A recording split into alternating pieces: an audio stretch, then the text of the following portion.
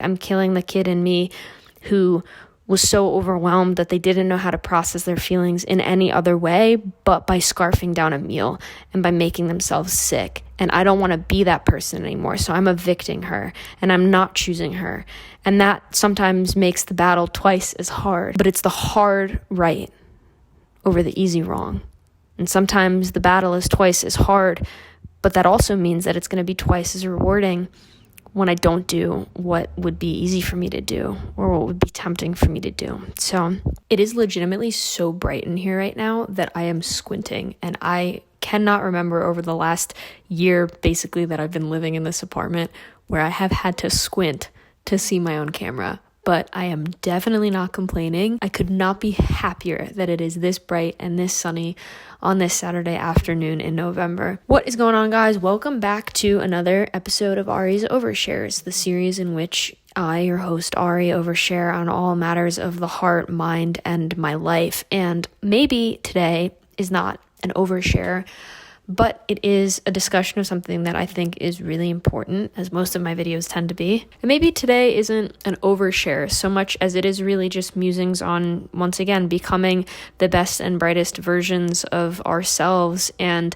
leaning into the new and what happens to the old versions of ourselves when we do that, and learning to let go of old patterns and old ways and things that maybe once served us but have now become maladaptive. So a couple days ago, I was listening to a podcast, the Rich Roll podcast. He had Casey Neistat on, and it was a really wonderful podcast episode. I'll link it in the description box down below. And maybe before I dive in, I'll just say high level, Casey Neistat was, I think, the first OG vlogger on YouTube. He went through a period of, I think, almost 800 days in a row where he was vlogging, daily vlogging every single day.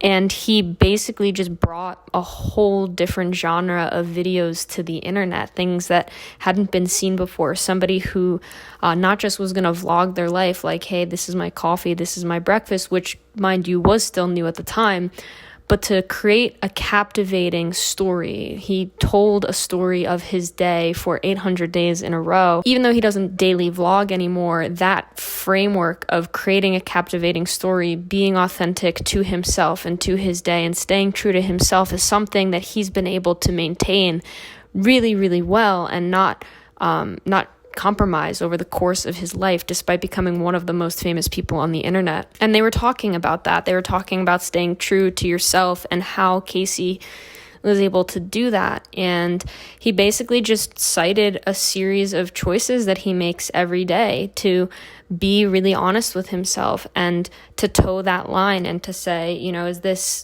this brand deal that somebody offering me? Is this video concept that I have, is it really going to stay true to my heart, to my soul, and who I want to be on the internet? And he won't compromise on that, even if it means letting go of a really big brand deal or turning down a conversation with a super famous or really ultra important person. He just will say no.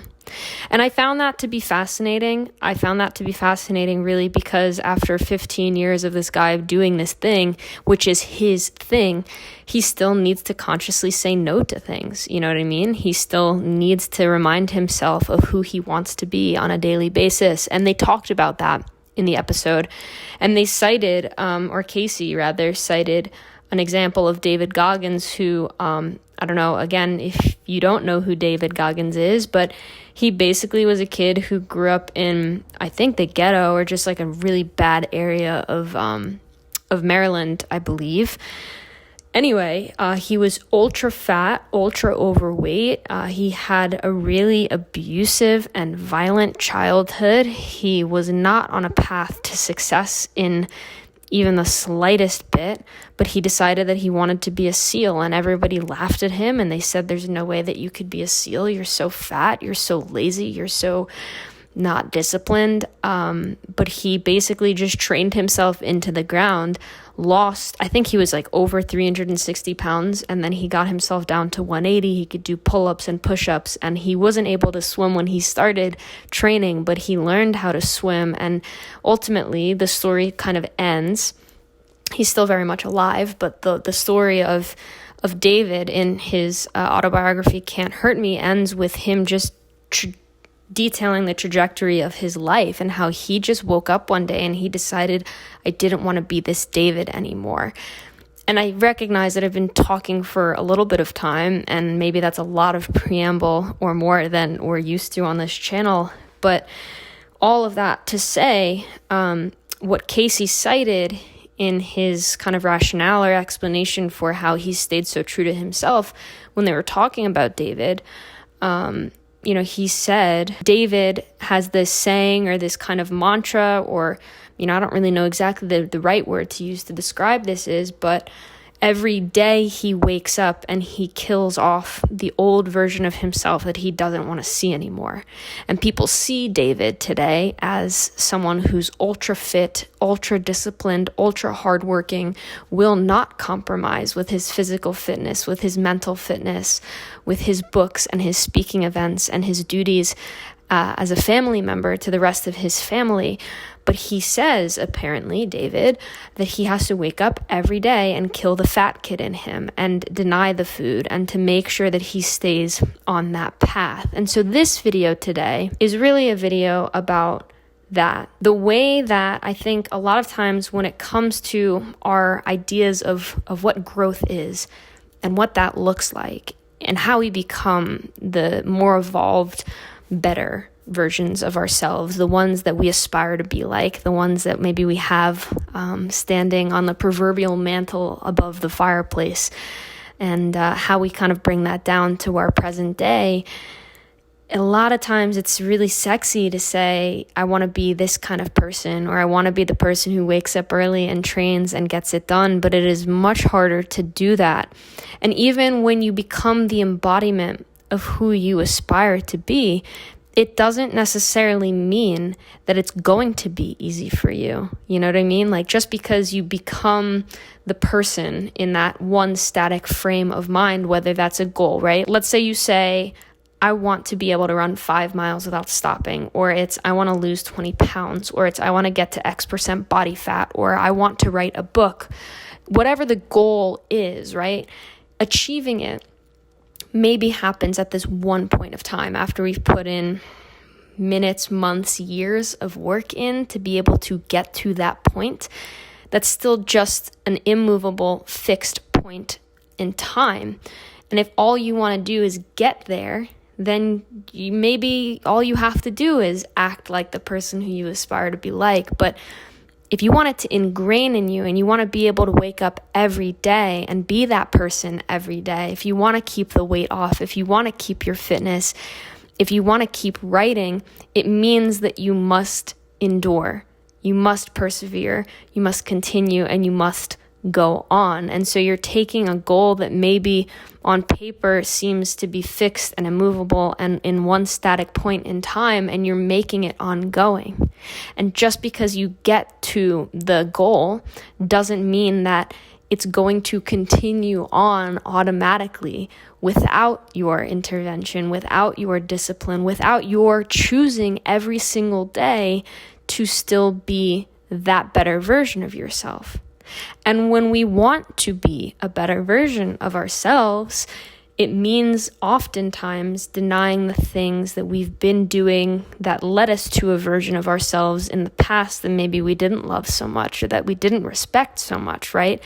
And so I love this concept of how David says every day he has to kill the fat kid in him because people, my lighting is going down because the sun went away, because people will have this impression that David's just this super disciplined man, that he broke himself and rewired himself, and maybe he did, but he has to choose that every single day, just like we have to choose that every single day. The inherent definition of a choice is that you have options, and some of those options are to be the person that you were in the past. Some of those options will be to decide not to write, or to decide to eat that extra meal that you shouldn't be eating if you want to lose some weight, or to skip that run, which you shouldn't skip if you know that you're trying to get to 5 miles by a certain date.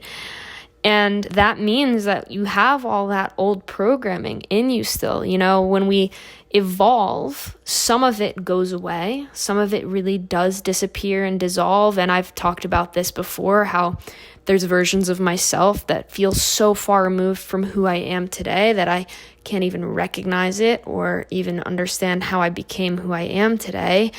But that's not to say that I don't still have old wiring in there. That's not to say that I'm not choosing on a daily basis to lean into the future me still. It's a choice. It's a conscious choice. And you're going to have that old programming in you, a lot of it. 100% of it's not going to just disappear. It's maybe never going to be automatic or effortless to make the right choices for yourself, to make the choices that align with who you want to be. I think it will get easier. I think it gets easier, and over time, some of that old programming goes to the back end of the shelf or the archives. Some of it is truly deleted, but a lot of it is still going to be floating around in there for you. And when we get triggered or when things get hard and we don't feel like putting in the work, it can be really tempting to just lean back into those old patterns because they're right there. And arguably, if you've spent the majority of your life choosing those, wrongs, right? Nick Bare has this quote, you have to choose the hard right over the easy wrong. But if you had a majority of a lifetime spent choosing the easy wrong, it's sometimes going to be really easy to fall back into that trap of just choosing the easy wrong. And it's going to take a lot more effort on some days to get yourself up that hill, to get yourself on that run, to keep yourself on the right path. And so there's sometimes just going to be some dissonance there. And I think knowing that is really important because sometimes we don't do the hard things. And sometimes we say, or we set goals that we think we want to achieve, that we maybe really do in our heart of hearts want to achieve. But when we come up against the old programming or the old wiring or those easy wrongs, it can feel so overwhelming and so intimidating to not choose them and to actively deny them. And I guess what I'm trying to do here is to let you know that it's 100% normal to have to deny those choices. You made them for a reason, right? It is your automatic, and you need to make your mechanical automatic, and you need to make your automatic sort of mechanical, and you need to push it away. And sometimes we really do just need to evict the old versions of ourselves. That old wiring and that old conditioning is going to be in there, and it can be truly so insidious. It can come up and try to grab you and tempt you like the devil and say, don't go on that run. Just eat that extra brownie. Like, you don't really need to do this today. We'll be better tomorrow. That is so tempting. But you have to choose the hard right over the easy wrong. And sometimes you really are going to be up against some truly tremendous battles for you. All of our battles are really unique and individualized to us. But if you've got that old patterning in there, I urge you to look within to see how it's influencing and impacting the rest of your life, and to let yourself know, or to ask yourself, what is living in my head rent-free? And what kind of a tenant is in my head right now? And are they being positive to my life or detrimental to my life?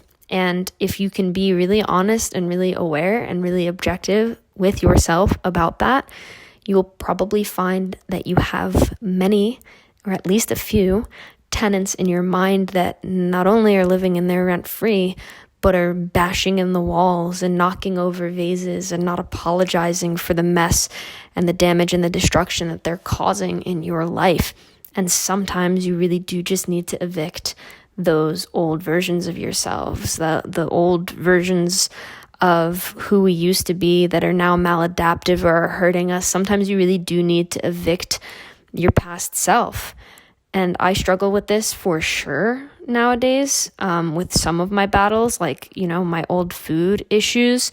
I'm realizing now that sometimes when I really do just want to eat in a way that's unconscionable, this loss of control eating pattern that I've struggled with in the past, I do really need to just take a breather, to go for a walk, and to tell myself, like, I'm killing the fat kid in me, or like I'm killing the kid in me who was so overwhelmed that they didn't know how to process their feelings in any other way but by scarfing down a meal and by making themselves sick. And I don't want to be that person anymore. So I'm evicting her and I'm not choosing her.